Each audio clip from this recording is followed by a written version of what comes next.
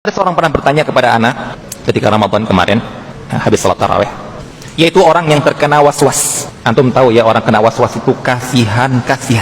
Bahkan ada yang pernah lihat sendiri, datangnya ketika azan atau bahkan sebelum azan sudah datang dia di tempat wudhu, baru bisa masuk salat ketika tasyahud akhir dan badan dia basah. Jadi dia habis wudhu berangkat, pasti dia balik lagi, wudhu lagi. Kalau kita tanya kenapa, tadi kayaknya belum lengkap, kayaknya tadi ada lupa, ada ini, ada itu, ada ini, ada itu. Nah, datang seorang bilang anak, dia menceritakan hal tersebut. Ustaz, anak sering was-was, Ustaz, anak gini, merasa ini anak belum melakukan, ini kayaknya nggak sah, ini kayaknya ini.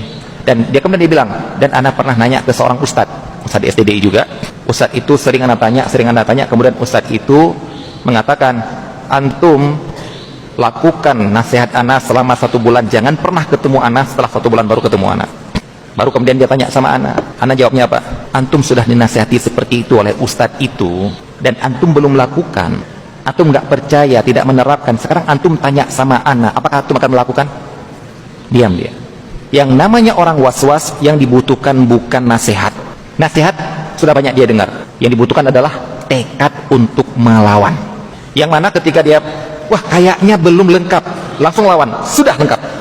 Wah kayaknya belum sempurna, langsung lawan, sudah sempurna.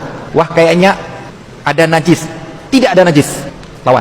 Kalau ini tidak dilakukan seumur hidup, nasihat apapun yang didapat oleh ustadz, dia pasti akan jawab, tapi ustadz menurut anak kayaknya belum ustadz, tapi perasaan anak belum ustadz, perasaannya masih najis ustadz, perasaan anak belum lengkap ustadz. Ustadz mau jawab apa coba?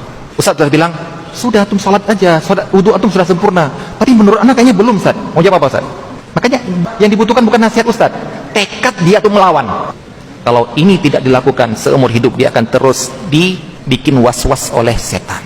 Dan hati-hati, was-was itu bukan hanya berlaku pada taharah, wudu, istinja, bukan, tapi nanti akan dibawa sampai ke pernikahan.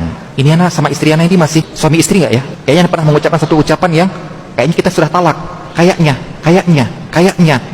hidup dia akan tidak akan pernah tenang. Dan itulah yang diinginkan oleh setan, yaitu membuat kaum muslimin sedih.